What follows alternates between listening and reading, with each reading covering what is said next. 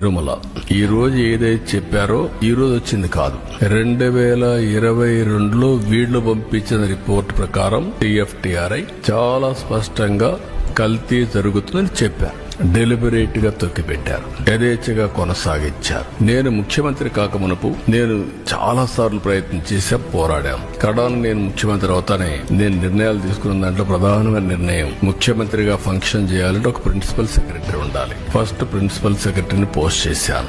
రెండోది, మానవ సేవ చేయకమునుపు మాధవ సేవ కోసం, దేవుని సేవ కోసం నేను ఎన్నికల్లో ఏదైతే చెప్పానో ప్రక్షాళన చేస్తానని దానికోసం టీటీడీ ఈఓని శ్యామలరావుని సెలెక్ట్ చేసి సంతకం పెట్టాను. ఈ రెండు చేసిన తర్వాతనే రెగ్యులర్ కార్యక్రమాలకు నేను వెళ్ళాను. అదే సమయంలో వెళ్లిన తర్వాత అక్కడ జరిగే పరిస్థితులు చూసి ఇక్కడ పొరపాట్లున్నాయి కాబట్టి మనం టెస్ట్ చేయాలనే ఉద్దేశంతో అక్కడ శాంపుల్ తీసి ఎన్డీడీబీ పంపించారు. ఎన్డీడీబీలో చాలా స్పష్టంగా చెప్పారు. ఆ విషయమే నేను చెప్పాను. ఈ రోజు సిట్ వచ్చింది.